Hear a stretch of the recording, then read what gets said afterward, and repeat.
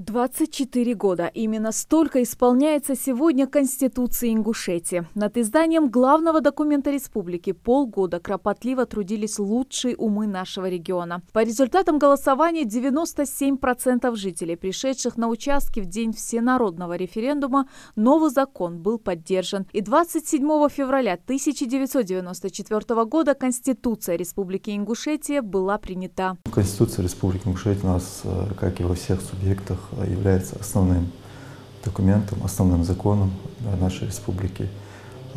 Почему у нас, как и в других субъектах, принята Конституция своя, вне зависимости от того, что у нас есть Конституция Российской Федерации, Конституция Республики Ингушетия решает очень много вопросов, связанных в том числе и с разграничением полномочий между органами государственной власти и с установлением ветвей власти и многие-многие другие вопросы. Депутат Народного собрания Магомед Цибоев в 1994 году являлся секретарем избирательной комиссии. Он отмечает, что население нашей республики, каждый житель был воодушевлен тем, что у нас появится собственная конституция. Было и тяжело, и легко.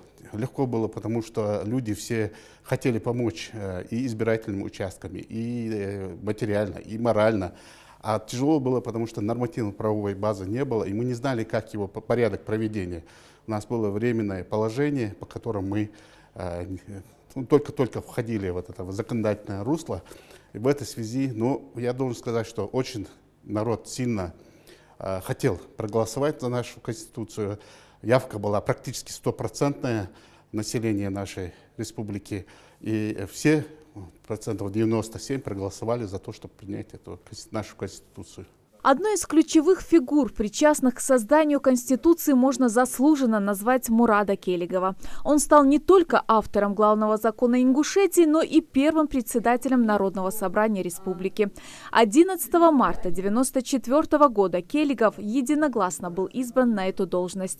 В те годы из 96 кандидатов в депутаты были избраны 27 человек. Когда была законом образована Ингушская республика в составе Российской Федерации 4 июня 1992 года, вот после этого только мы стали уже, или получили возможность конкретно разрабатывать какие-то правовые основы своей республики или государственности. В том числе и надо было писать и заниматься Конституцией.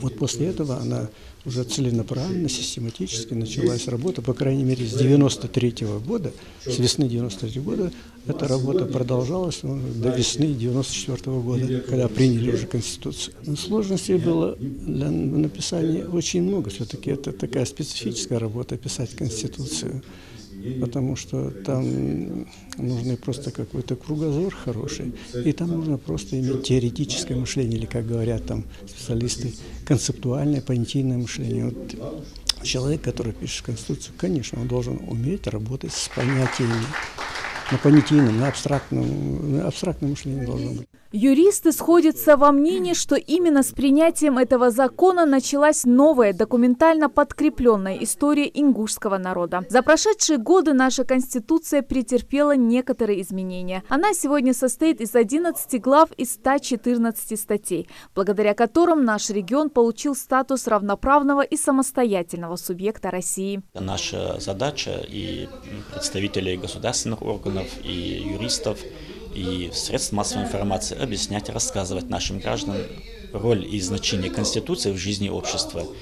Конституция – это правовой фундамент любого общества. Поэтому, если мы это будем понимать и с уважением относиться к нашей Конституции, то и мы, то и дальнейшее наше развитие республики, правовое развитие будет стабильным и динамичным. Сегодня в нашем регионе созданы все необходимые условия для реализации заложенных в Конституции прав и свобод человека. Основной закон на 2 года моложе самой республики, но именно его создание – точка отсчета формирования и развития государственности Ингушетии. Наш долг – бережно относиться к Конституции республики, чтить, уважать и следовать заложенным в нем нормам и общенациональным ценностям. Светлана Томова, Зарема Евлоева, Гапурчах, Киев, Новости 24.